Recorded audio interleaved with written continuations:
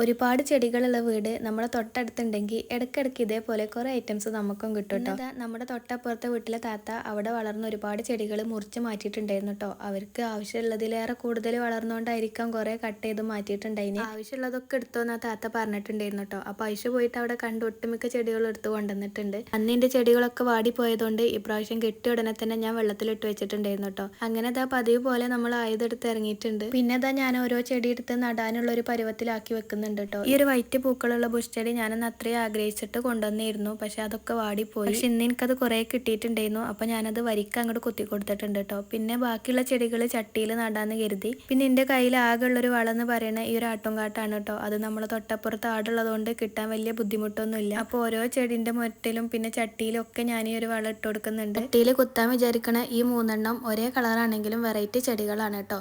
എല്ലാം ഒരു purple shade വരുന്നതാണ്. കാണാനും അത്യാവശ്യം നല്ല ഭംഗിയുണ്ട്. കിട്ടിയപ്പോൾ നല്ല ലെങ്ത്തിലുള്ളതായിരുന്നു കേട്ടോ. ഞാനത് കട്ട് ചെയ്തിട്ടാണ് വെക്കണത്. ഇതിങ്ങനെ കട്ട് ചെയ്താൽ ഉണ്ടാവുമെന്നൊന്നും എനിക്കറിയില്ല. വലിയ കുഴപ്പമൊന്നും ഉണ്ടാവില്ല തോന്നണു. കാരണം ഇതിങ്ങനെ ചെറുതായിട്ട് തന്നെയല്ലേ എല്ലാവരും കുത്തുക. അങ്ങനെ കിട്ടിയതൊക്കെ ഒന്ന് റെഡിയാക്കി എടുത്തപ്പോൾ ഇതാ വേറൊരു ചെടിയും കൊടുത്തയച്ചിട്ടുണ്ടായിരുന്നു കേട്ടോ ഐഷുവിൻ്റെ കയ്യിൽ. അത് പിന്നെ എവിടെ വെക്കും എന്നുള്ളത് ഞാൻ കുറച്ച് നേരം നിന്ന് ആലോചിച്ചിട്ടുണ്ട്. പിന്നെ അത് മതിലിൻ്റെ അടുത്ത് വെക്കാന്ന് കരുതി കേട്ടോ. കാരണം അത് അത്യാവശ്യം വലുതാവുന്ന ഒരു ചെടിയാണ്. ഇപ്പോൾ വെച്ചത് പർപ്പിൾ കളറാണ്. ഇതിൻ്റെ തന്നെ ഗ്രീനും ഉണ്ട്. അതും മറ്റേ സൈഡിലായിട്ട് വെച്ചിട്ടുണ്ട്. അങ്ങനെ ഏറെ കുറെ സെറ്റ് ആയിട്ടുണ്ട്. പിന്നെ ഈ ലാസ്റ്റ് വെക്കുന്നത് തെച്ചിയാണ് കേട്ടോ. ഇത് ഞാൻ അന്ന് കൊണ്ടുവന്ന തെച്ചി ഇതിൻ്റെ കൂട്ടത്തിൽ തന്നെ ഉണ്ട്.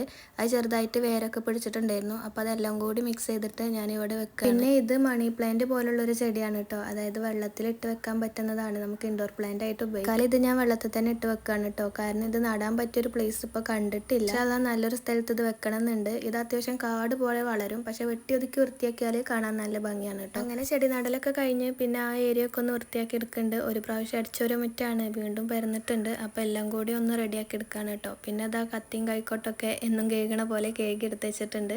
പിന്നെ ആ പൈപ്പിൻ്റെ ഏരിയയും കൂടി ഒന്ന് വൃത്തിയാക്കുന്നുണ്ട്. മഴ നല്ലോണം മാറിയിട്ട് വേണം ഈ ഏരിയ ഒക്കെ ഒന്ന് വൃത്തിയാക്കാൻ. കാരണം ഇപ്പം എത്ര വൃത്തിയാക്കാലും വീണ്ടും മഴ പെയ്യുമ്പോൾ ഇങ്ങനത്തെ. അങ്ങനെ ഞങ്ങളെ ചെടി നടലൊക്കെ കഴിഞ്ഞപ്പോൾ നല്ല മഴയും വരുന്നുണ്ടായിരുന്നു. പിന്നെ അതാ ഞാൻ കഴുകി വെച്ച ചെയറൊക്കെ ഉള്ളിൽ തന്നെ എടുത്ത് വെക്കാണ്. ഇന്ന് ഉച്ചവരെ നല്ല വെയിലായതുകൊണ്ട് ചെയറൊക്കെ അത്യാവശ്യം ഉണങ്ങി കിട്ടിയിട്ടുണ്ട്. പിന്നെ അതാ ഞാൻ ഈ ഫ്രണ്ടിൽ വെച്ചത് കടലാസ ചെടിയാണ് കേട്ടോ. ഇതിന് പെട്ടെന്ന് പൂവിടാൻ വേണ്ടിയിട്ട് എന്തെങ്കിലും ടിപ്സ് ഉണ്ടെങ്കിൽ ആർക്കെങ്കിലും അറിയുകയാണെങ്കിൽ ഒന്ന് പറഞ്ഞു തരാം. ഇന്ന് നട്ട ചെടികളാണ് ഇതൊക്കെ കേട്ടോ. എല്ലാം ഒന്ന് നനച്ച് കൊടുക്കട്ടെ എന്ന് കരുതി പുറത്തിറങ്ങിയപ്പോൾ അത്യാവശ്യം നല്ല മഴയും പെയ്തിട്ടുണ്ടായിരുന്നു. അതുകൊണ്ട് എനിക്ക് നനക്കേണ്ട ജോലി കുറഞ്ഞിട്ടിട്ടുണ്ട്.